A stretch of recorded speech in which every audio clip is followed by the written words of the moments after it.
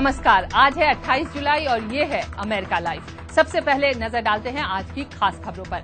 America और चीन के बीच 2 दिन की उच्च स्तरीय बैठक शुरू। राष्ट्रपति ओबामा ने कहा, अमेरिका और चीन तय करेंगे 21वीं सदी का भविष्य।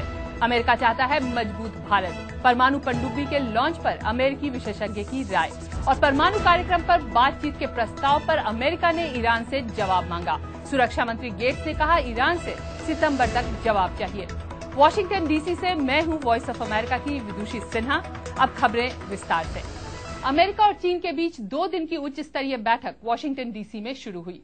पहले दिन विदेश मंत्री हिलरी क्लिंटन और वित्त मंत्री टिम गाइटनर ने कहा कि बैठक का मुख्य उद्देश्य है अमेरिका और चीन संबंधों के लिए एक नया ढांचा तैयार करना। राष्ट्रपति ओबामा ने कहा कि अमेरिका और चीन को मिलकर इस समय के सबसे महत्वपूर्ण मुद्दों पर आगे बढ़ना है। राष्ट्रपति ओबामा ने चीन के प्रतिनिधियों से कहा कि अमेरिका और चीन के व्यापक संबंध हैं और वो उनकी जनता के बीच बढ़ते संबंधों में दिखाई देते हैं। हम ये पूरी तरह से नहीं बता सकते कि भविष्य में क्या होने वाला है, लेकिन ये बताया जा सकता है कि हमारे समय को तय करने वाले कौन से मुद्दे होंगे। और हम ये भी जानते हैं कि अमेरिका और चीन के बीच संबंध 21वीं सदी का स्वरूप तय करेंगे। इसलिए ये दुनिया के किसी भी द्विपक्षीय संबंधों की तरह महत्वपूर्ण हो जाता है। राष्ट्रपति ओबामा ने मौसम में हो रहे बदलाव के बारे में कहा, अमेरिका और चीन दुनिया में सबसे ज्यादा ऊर्जा का इस्तेमाल करते हैं। हम दोनों ही सबसे ज्यादा ग्रीन हाउस गैस निकालते हैं। सामान्य तर्क यही कहता है कि हमें मिलजुल कर काम करना चाहिए। परमाणु पनडुब्बी आईएनएस अरिहंत के लॉन्च से हिंद महासागर में सुरक्षा परिस्थिति पर क्या फर्क पड़ेगा और अमेरिका इसको कैसे देख रहा है, इस बारे में हमारे सहयोगी दीपक डोभाल ने सुरक्षा और विदेश मामलों के जानकार राजा कार्तिकेय से बातचीत की। राजा, अमेरिका में इसको किस नजर से देखा जा रहा है? जी देखिए, अमेरिका तो हम हमेशा से चाहता आ रहा है कि, और खासकर पिछले कुछ सालों में, कि भारत उनका बराबर का हिस्सेदार बने, भागीदार बने हिंद महासागर की सुरक्षा में। तो और एक न्यूक्लियर पावर्ड सबमरीन से जो काफी हेल्प मिलता है उनको, क्योंकि एक न्यूक्लियर सबमरीन जो है for almost indefinite amount of time तक वो समुद्र के नीचे रह सकता है।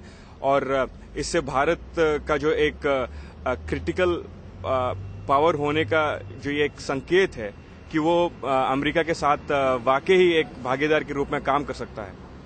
राजा, इस परमाणु पनडुब्बी को बनाने के लिए भारत ने रूस की मदद ली है और दूसरी तरफ उसके अमेरिका के साथ संबंध बढ़ रहे हैं, तो अमेरिका इसको कैसे देखता है? देखिए, भारत और रूस का जो सुरक्षा संबंध है वो बने रहेंगे, लेकिन आजकल रूस में भी ये पहचानने लग गए हैं कि उनके कुछ गलतियों की वजह से भारत अमेरिका की तरफ ज्यादा देखने लगा है। जैसे एडमिरल गोशकोव जो एयरक्राफ्ट कैरियर लेने वाला है भारत जल्द ही, तो उसके दाम में करीब 20 गुना बढ़ोतरी हुआ है, लेकिन इस सब के लिए रूस ही जिम्मेदार है। तो ये अमेरिका कैसे देखेगा इसको?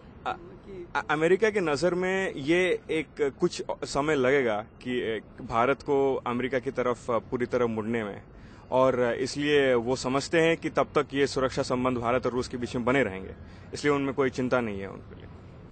राजा कार्तिकेय के साथ दीपक की पूरी बातचीत आप हमारी वेबसाइट www.voasamachaar.com पर देख सकते हैं। अमेरिकी सुरक्षा मंत्री रॉबर्ट गेट्स ने अपनी मध्य पूर्व यात्रा के दौरान कहा है कि ओबामा सरकार को उम्मीद है कि ईरान अपने परमाणु कार्यक्रम पर अमेरिका की बातचीत के प्रस्ताव पर जल्द ही जवाब देगा। इस हफ्ते ओबामा सरकार ने मध्य पूर्व में अपनी कूटनीतिक कोशिशें तेज की हैं। मध्य पूर्व में अमेरिका के खास दूत जॉर्ज मिचेल के साथ साथ सुरक्षा मंत्री रॉबर्ट गेट्स भी क्षेत्र का दौरा कर रहे हैं। इसराइल के सुरक्षा मंत्री एहूद बराक से बातचीत के दौरान रॉबर्ट गेट्स ने कहा कि अमेरिका की ईरान के साथ परमाणु कार्यक्रम पर बातचीत का प्रस्ताव एक खुला निमंत्रण नहीं है, बल्कि ईरान को जल्द ही इस प्रस्ताव पर विचार करना होगा, क्योंकि अमेरिका संयुक्त राष्ट्र की बैठक के पहले यानी कि सितंबर तक जवाब चाहता है। ये बातचीत करने का असीमित समय तक निमंत्रण नहीं है। हमें इस बात का ध्यान है कि ईरान इस तरह से सिर्फ अपने लिए ज्यादा से ज्यादा समय ले रहा है। सुरक्षा मंत्री का ये भी कहना था कि ओबामा सरकार प्राथमिकता कूटनीति को देता है, लेकिन अमेरिका को पता है कि परमाणु हथियारों से लैस ईरान पूरे मध्य पूर्व के लिए घातक हो सकता है। ईरान ने इन आरोपों को गलत बताते हुए कहा है कि उसकी परमाणु गतिविधियां शांतिपूर्ण उद्देश्यों की पूर्ति के लिए है। बुधवार को राष्ट्रीय सुरक्षा सलाहकार जनरल जेम्स जोन्स भी इजरायल पहुंचने वाले हैं।